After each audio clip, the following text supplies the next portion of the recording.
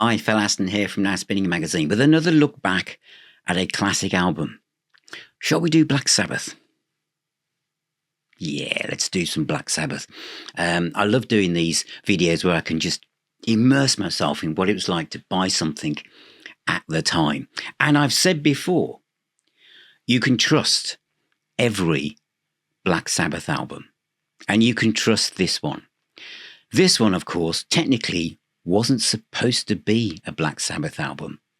But let's go back to me in 1986. We'd already had a member of Purple being in Sabbath. And I can remember being at the, where was I? What was the name of that pub? The Costermongers in Birmingham. And it was when Dio had left Sabbath, and a friend I had there who was very close to the Sabs, especially Iommi, had said he knew who the next singer was going to be of the band, and he wouldn't tell me. He just said they're from a band with a colour in the name. I thought, well, it can't be Deep Purple, can it? So it's not going to be Pink Floyd. So I was thinking, who else can it be? Of course it was Ian Gillan. And Born Again emerged, didn't it? And it sold by the boatload. Of course, looking back now, the production values, we so desperately need a remix, do we not? And during this period, Sabbath were kind of like losing original members. They were losing their way, but they were part of the fabric of rock and metal. At this time, I'm living in Birmingham.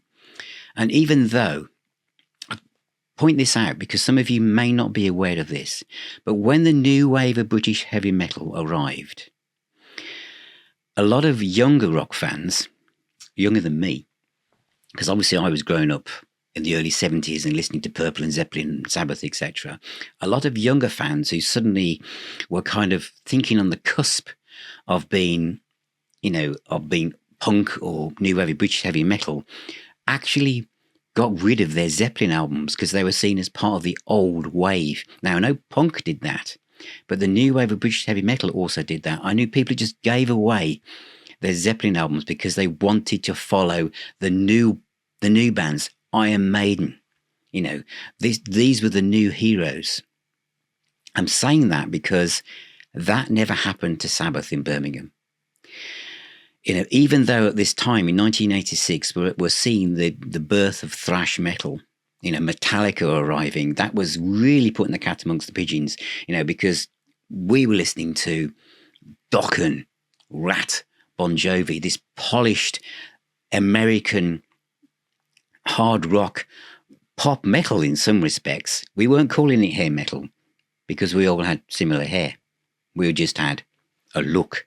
But what was happening was that instead of everything coming from the UK, it was coming from over the Atlantic. However, Sabbath was always there.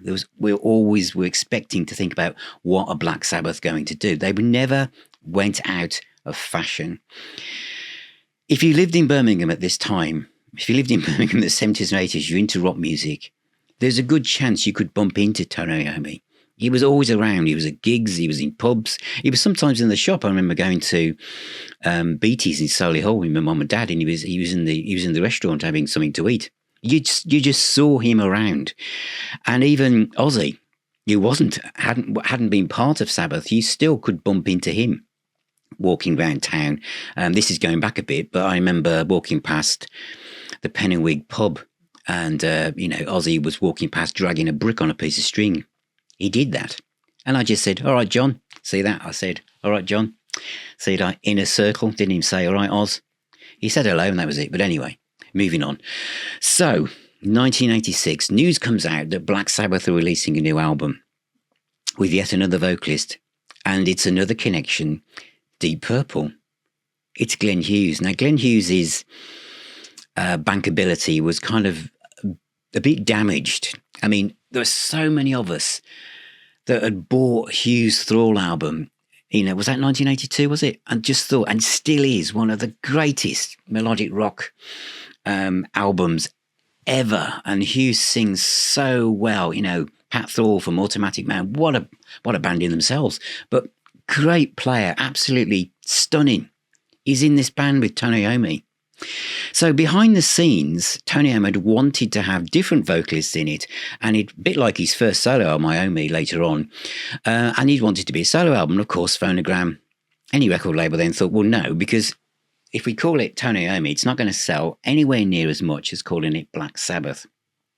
Why it said Black Sabbath featuring Tony Iommi, I do not know. Maybe that was some kind of strange mix-up where they thought, well, Tony wanted to see his name on it because he wanted a solo album. So if he put his name on it, then it's kind of like a halfway house. It was just confusing. It was as if to say everyone has been pushed out of Sabbath. And Tony Iommi is only hanging on by his fingernails, literally, because it says featuring him. But of course, Tony Iommi, the riffmeister of the master of riffage, is Black Sabbath, which is why I've always said you can trust every Black Sabbath album, because if he's there, and he's the only person, if he wasn't there, it wouldn't be Sabbath. All is good. This album had plugged into what was going on around it.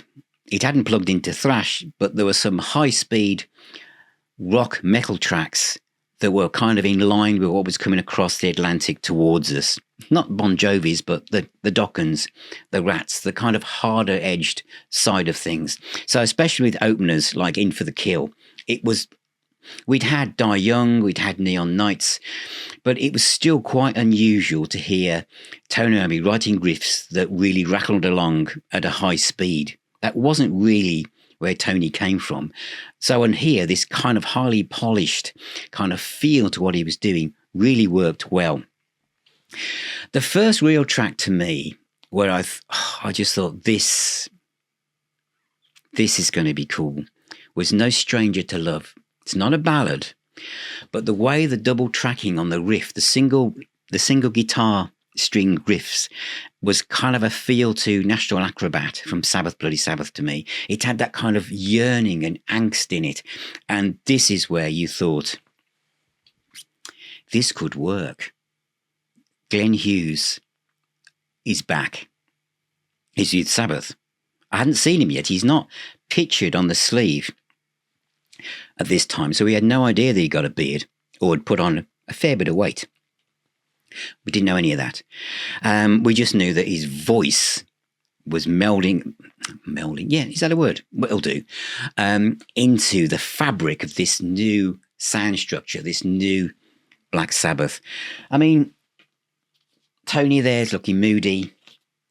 His fringe, he's on his leather jacket. Can you see that? I mean, it was weird to see that Tony Iommi on the front cover. Bearing in mind, of course, let's remember, how many times have Black Sabbath appeared on the front of an album? Sabotage? And a lot of people look at that album cover and think, maybe don't do that. So the fact that not only is Tony he's the only person on this from the traditional lineup of Sabbath, there he is. He's taken up the whole of the artwork. What comes next? We have Turn to Stone, which is again more of this high-end fast metal. These weren't the tracks that I kept going back to. Sphinx the Guardian was a kind of bit of playing around with the keyboards and stuff, because you knew that was going to be an intro to something. Seventh Star, now that was good. This is a track that had an epic feel. Again, gave you the idea that live, if they concentrate on this could be a new beginning. How many times in the world of Sabbath we thought that? But for me personally, the side that I played the most was side 2. And it was because of a track called Danger Zone. Danger Zone has one of those riffs that you just think, how has anybody not thought of that? And I think Iommi did this so many times and continues to do it. His ability to come up with guitar riffs. Now, bearing in mind, my favourite guitarist was Blackmore because of riffs. Burn, Smoke on the Water, Woman from Tokyo, riffs, Pictures of Home. I could just keep going now, so I've got to stop myself. But obviously, Iommi just did these really angry, doom-laden riffs. And this was a riff that was uplifting, powerful. This was what I like to call, and I've called these before, Friday night riffs. The kind of songs you put on, you've come home from work, you've rushed to have your tea, and you're going to catch the bus and go into town and meet your mates in a rock pub. Danger Zone was one of those songs. It's a riff that you just, as I said, surely somebody must have thought of this. Well, they hadn't. And it still is. It still rocks. And Glenn Hughes is on fire. And where this song really goes for it is, as we head towards the end, you just wanted to keep going. This is a song that has so much life in it. It is so uplifting. This is Black Sabbath at the right pace, not trying to be too fast. No, we don't need any double drums here. We did double bass drum kits. This is just a good pounding 4/4 rock song that ticks every single box, and is still one of my favourite Sabbath tracks, I think. Next is, it's not a, what am I trying to say? It wasn't a track that I was initially drawn to, because Heart Like a Wheel was like going back to Tony Iommi's blues roots. This is a blues song with a very obvious blues shuffle. It's a riff that this one you can imagine popping up somewhere else. And it's quite a long track, and Hughes sings his heart out. What it does have and what it does show is how amazing Tony Iommi is as a lead guitarist to pull out all the stops, to that kind of feeling he had with You Won't Change Me from Text and Ecstasy, which is one of my favourite Sabbath albums. Only the Lonely Ones, it is off Heaven and Hell, I'll probably named that wrong. But that kind of style of guitar solo that Iommi can do when he has room to maneuver. And this is one of those tracks. And it's really it's the solo section where you think, Iommi is from the blues, Bill Ward is from jazz. And this is why Sabbath are so unique, fantastic playing on that track. The other highlight to me is the last two parts, Angry Heart and In Memory. This is where Glenn Hughes again marries his absolutely angelic, God-given vocal talent and merges it with Tony Iommi's earthy, brummy, riffage-based rock that is Black Sabbath. And this was another sign of where it's going to work. It's going to work. In Memory, I mean, this is something that I played a lot, because when I lost my dad and I listened to this track, it just pulls it in. It's so emotive. It's a very powerful song. And so, in fact, as I'm saying this now, I think what I'm going to do after this, I'm going to play this album again and that track itself. But listen to that. If you're new to this, then the tracks I've mentioned, go listen to it, stream it, just enjoy it. Now, there are the versions you can get of this. There are two. I'm just going to show you that.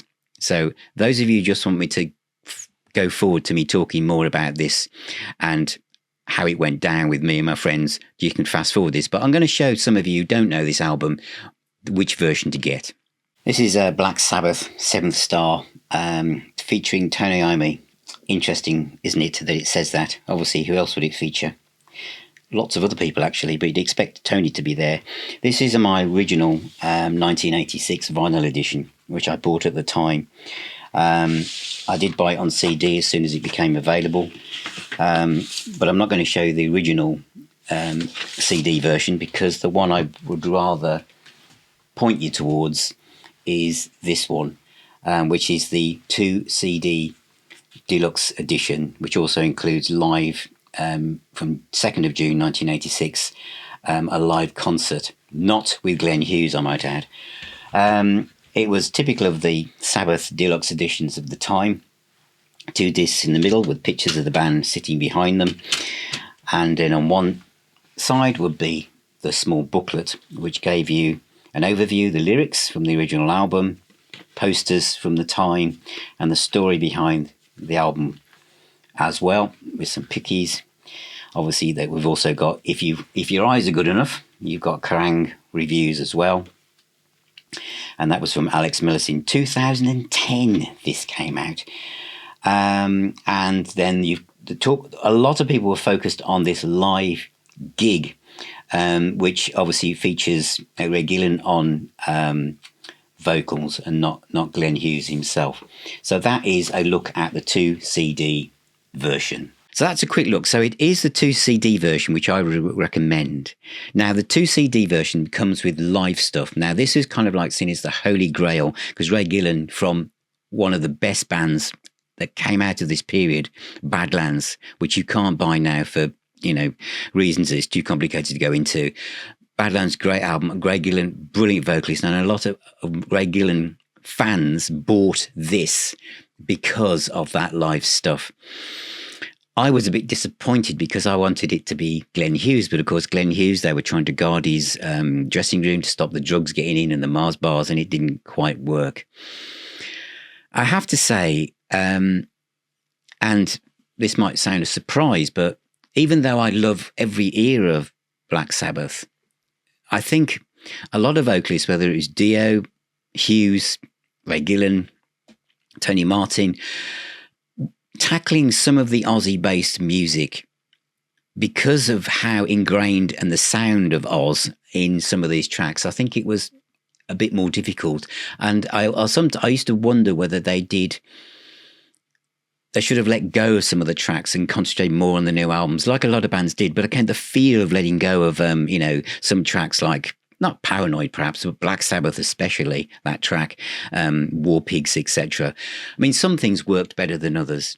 But I would have loved, I think, for this to work, when you have such a dramatic change, you need to really, a bit like when I saw Deep Purple in 74, the whole set list was based around Burn. They just let go of what had gone before because they just knew it was going to be too complicated. And there was only a token gesture of Smoke on the Water and Space Trucking, really. Sabbath needed to do that.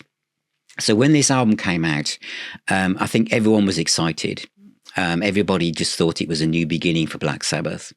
And I think we were quite upset when it all unraveled so quickly. But I remember the mood around the pubs where I went to and talking about it, that loads of people bought it and loads of people liked it. I don't remember talking to anybody that said, have you got the new Sabbath album? It's absolutely a real stinker. Nobody said that. The other thing, I think, as I said at the start of this video, is the affection and love for Tony Iommi and the Sabbath family. And whatever was going on in music, whatever was coming along the line fashion-wise, nobody faltered in their love of Black Sabbath. And authors have come along since. I've mentioned before when I cover Sabbath and said, it's only the first 6 albums, only this year. That's all cobblers. It's rubbish. Because Sabbath, and yes, okay, what about Phil? What about the fact it took you 45 years to like Never Say Die? Yeah, that's fairly true. But I do like it now because it all slots into place now, like chapters in one of my favourite books. I can see it now. I'm stand back and see it all coming along the train tracks. That is the world of Black Sabbath. And of course, just to end on, Hughes and Iommi are great friends, and they've done, Fused is a great solo album by Iommi, some brilliant stuff on that, especially actually the tracks that didn't make it onto the initial album. I think there's great stuff. So that is my little overview of this wonderful 7th star. Was going to be a solo album, but is now, and always will be, always was, an important part of the Black Sabbath story. Do you have it? Did you buy it at the time? Have you heard it now for the first time since seeing me waffle on about it? What do you think of it? If you're, just getting into rock music, play it. Play Danger Zone. Let me know what you think. What does it sound like to fresh ears now? Because obviously it's very hard for me sometimes to be subjective when I've known something for so long. So let me know what you think. If you got this version, what do you think of the live stuff?